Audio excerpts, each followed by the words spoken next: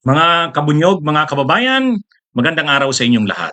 March 8 po ay sineselebrate sa buong mundo bilang International Women's Day, pandaigdigang araw ng kababaihan.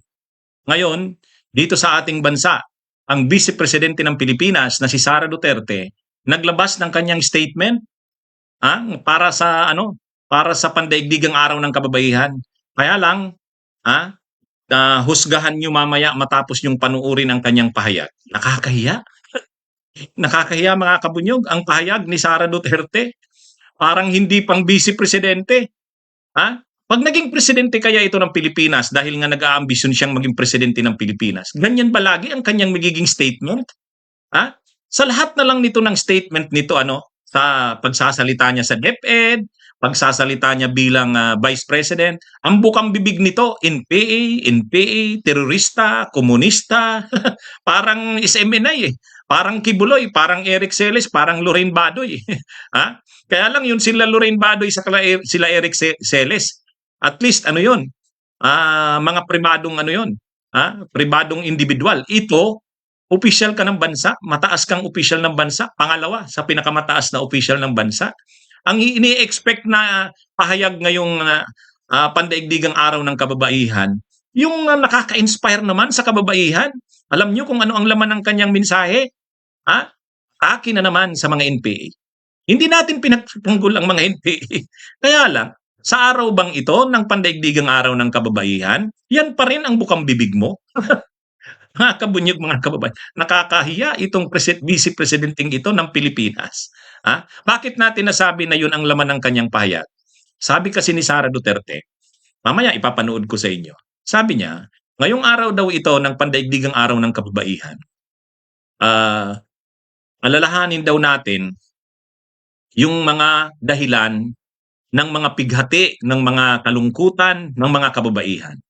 At alam niyo kung ano ang mga sinabi niyang dahilan ng mga parang kalungkutan, parang dahilan ng mga kahirapan o mga pighati ng mga kababaihan? Alam niyo kung anong sinabi niya? Ang sinasabi niya, inisa-isa niya ang mga halimbawa. Halimbawa daw yung isang doktor ba yun na naging biktima yata ng karahasan ng NPA? Tapos yung isa namang yung isang abogada daw na namatay dahil sa kanyang pakikipaglaban sa maling ideolohiya, yung abogada sa Bilarbuhol nung isang araw. At yung mga magulang daw na nawala ng mga anak dahil sumali nga sa NPA. Imagine niyo yan mga kabunyog. Sa pandaigdigang araw ng kababaihan, ang pinapakita mong mayor na problema ng kababaihan ay mga NPA. Problema ba ang banang bansa ang insurhensya ang mga NPA? Oo. Oo, hangga't may kaguluhan hindi uunlad ang bansang Pilipinas. Problema talaga naman ng bansa ang insurhensya. Pero yan ba ang pangunahing problema ng kababaihan? Sa panahong ito ng pandaigdigang araw ng kababaihan, yan ang nakukita mong problema. Sara Duterte, Vice Presidente ka ng Pilipinas. Ang pangunahing problema ng kababaihan, alam mo kung ano, Sara Duterte? Ang napakataas na presyo ng mga bilihin. Yun. Yan ang nakakapasakit ng ulo ng mga kababaihan. Kasi yung mga may bahay na kababaihan, ang sweldo ng kanilang, ang kita ng kanilang mga asawa, at kahit silang mga kababaihan na nagtatrabaho sa mga pabrika, sa mga malls, ang baba ng kita nila. Halos hindi na nila napagkakasya. Yan ang pangunahing problema ng kababaihan, Sara Duterte. Yun sana ang paksa mo. Yun ang maganda na dapat mong makita. Sa panahong ito ng pandaigdigang araw ng kababaihan, mga tirada pa rin sa NPA ang tira mo. Yan na lang ang alam mong problema ng Pilipinas. Yan lang ba ang alam mong problema ng Pilipinas? Bukang bibig mo na yan eh. DepEd Secretary, pati mga bata ang audience, NPA pa rin ang topic niya. Parang si Lorraine Badoy at si Eric Celes eh.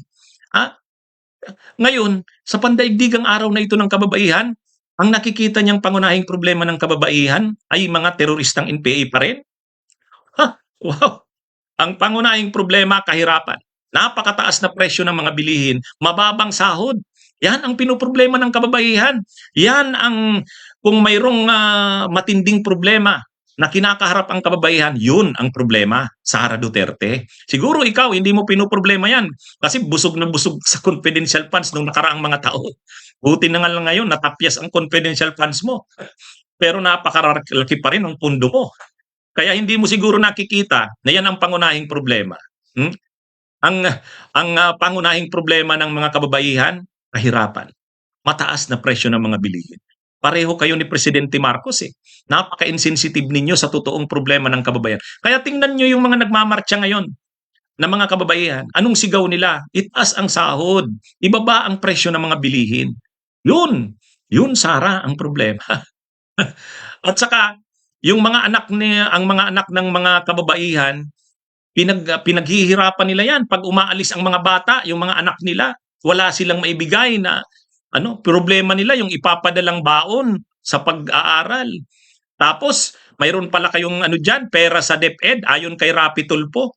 Yung palang mga subsidy ng gobyerno para sa DepEd, yung subsidy sa tuition ng mga estudyante, ghost pa pala yung mga beneficiaries, multo Sara, multo. Wala naman daw yun.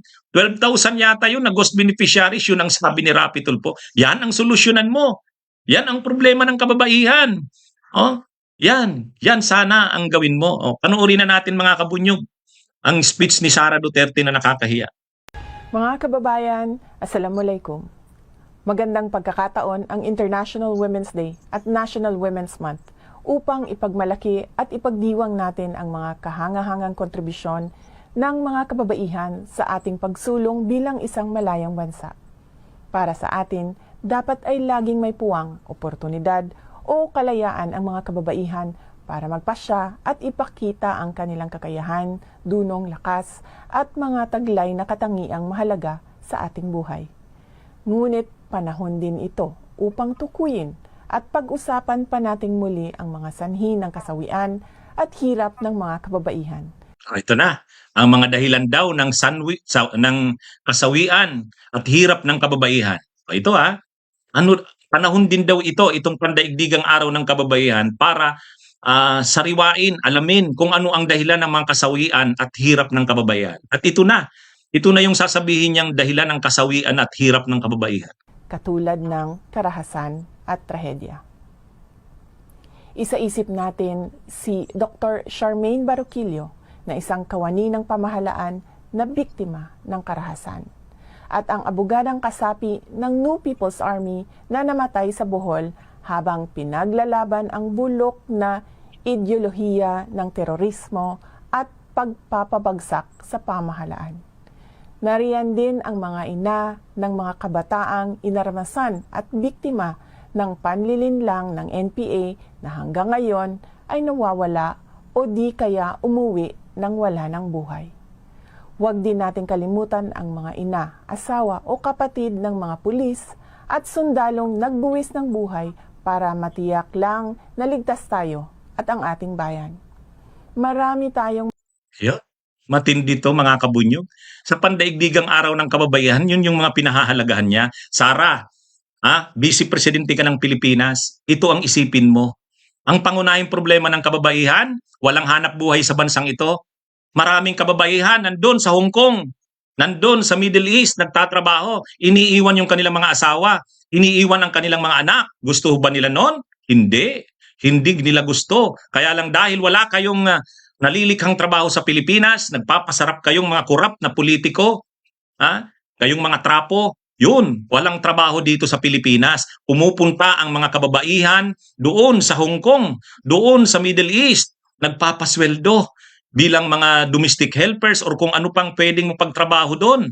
Yun ang unang problema ng kababaihan, Sara Duterte. Kung titingnan mo ang malalaking problema, yan ang mas malalaking problema. Yan. Huwag yung lagi na lang nababanggit mo, NPA, terorista, komunista. Totoo, problema yan ng bayan, pero hindi yan ang pangunahin. Hindi mo yan, hindi mo nakikita na ang problema ng kababaihan, walang trabaho sa bansang ito. Kaya nangingibang bayan sila. So anong nangyayari sa mga kababaihan? Nahihiwalay sa mga mahal nila sa buhay. Yan ang dapat mong solusyonan, Sara. Kawawa ka naman, magpipresidente ka ng Pilipinas, nag-aambisyon ka. Ang alam mong problema, yun, mga tungkol sa NPA lang lagi. Yan lang ba ang problema ng Pilipinas? Yan ba ang pinakamalaking problema ng kababaihan? Ginamit mo pa ang pandaigdigang araw ng kababaihan. Ang babaw naman ang analysis mo. Ano ang problema ng mga kababaihan sa urban poor? Wala, hirap sila. Hindi nila alam kung paano saan sila kukuha ng pagkain, paano nila pagkakasyahin ang napakamurang kita ng kanilang mga asawa. Kahit sila gumagawa na rin ng paraan, nagtitinda sa bangketa, kung anong pwede, ginagawa ng mga kababaihan sa mga urban poor. Kahit sa mga baryo, sa mga kanayunan, sa mga countryside, sa rural areas, problemado ang mga kababaihan, hindi nila alam, napakahirap ng buhay. Yung kanilang mga yung kanilang mga tinanim ay sinira pa ng El Nino, ng matinding tagtuyot. At kapag mayroon naman silang naaani, ang baba ng presyo ng kanilang produkto, samantalang napakamahal ng bigas. Yan ang pinoproblema ng mga kababaihan, Sara. Yung napakamahal na presyo ng bigas. Hindi na nila alam ng kababaihan kung paano pagkakasyahin ang kita nila. Yun sana ang magandang nakita mo. Sa bagay, paano mo nga naman yan makikita? Busog na busog ka sa pundo ng bayan. Katulad rin ng marami yung mga kurap na trapong kababaihan. Okay, mga kabunyog, mga kawan, wag na nating tupusin yung statement na yan ni Sara Duterte. Nakakahiya. Vice Presidente pa naman yan ng Pilipinas. Okay, magandang araw po sa inyong lahat. Mabuhay po tayo. Bunyog, bunyog, halikan na kasama ka. Bunyog, kapag buklod ay may pag-asa. Luzon, Visayas, Mindanao, isa ang pananaw. Sa bagong Pilipinas ang bunyog isisigaw. Bunyog, bunyog.